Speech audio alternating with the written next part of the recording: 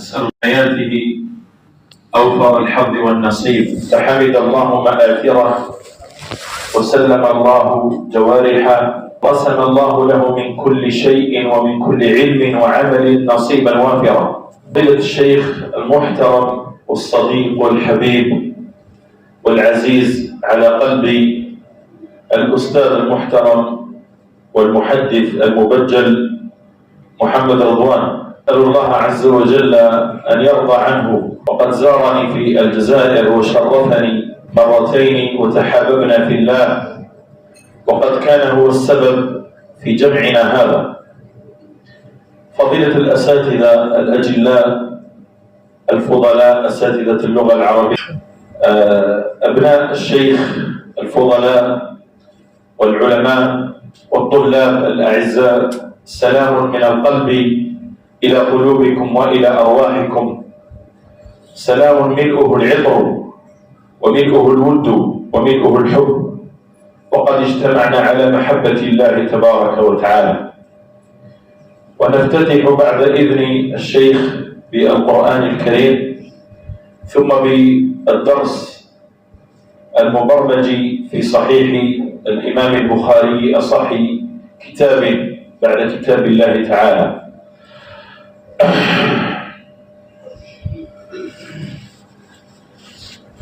أعوذ بالله من الشيطان الرجيم.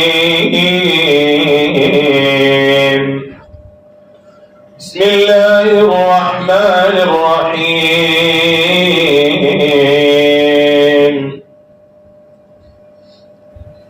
ألم تر أن الله أنزل من السماء ماء فأخرجنا به ثمرات مختلفا ألوانها ومن الجبال جدد بيض وحمر مختلف ألوانها وغرابيب سود ومن الناس والدواب والأنعام مختلف ألوانه كذلك إنما يخشى الله من عباده العلماء إن الله عزيز غفور. إن الذين يتلون كتاب الله وأقاموا الصلاة وأنفقوا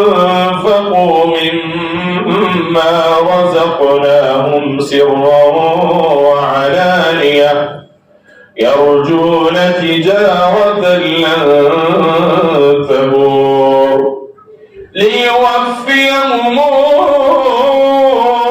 أجورهم ويزيدهم من فضله إنه غفور شكور.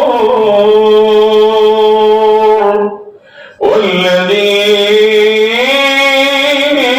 أوحينا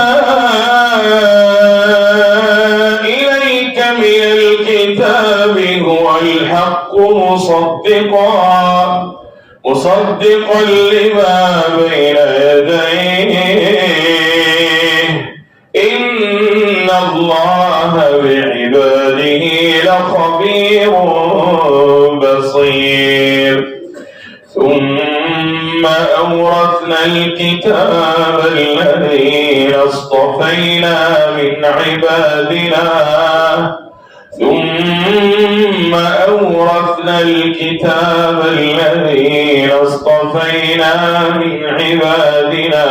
فمنهم ظالم لنفسه ومنهم مقتصد ومنهم سابق بالخيرات بإذن الله،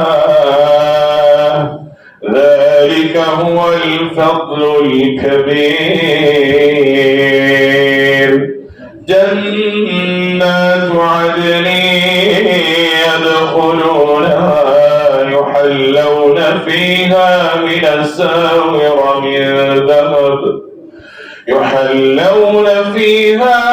أساور من ذهب ولؤلؤا ولباسهم فيها حرير وقالوا الحمد لله الذي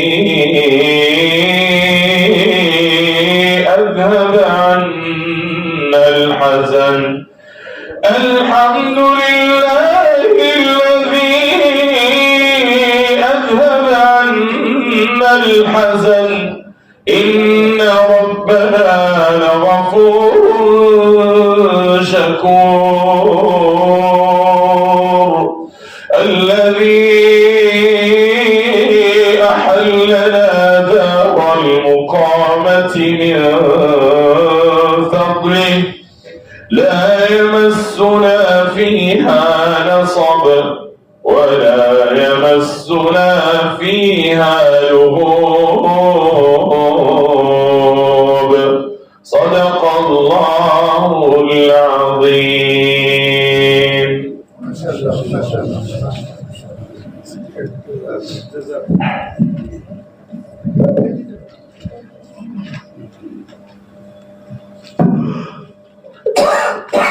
सामिईन बज़्म, हम सब के लिए इंतहाई खुशी का मौका है कि आज जामिया कासिमिया दारुल उलूम ज़करिया मुरादाबाद में एक आलमी शोहरत याफ्ता आलिम दीन मौजूद है। गुज़िश्ता से पेवस्ता साल आप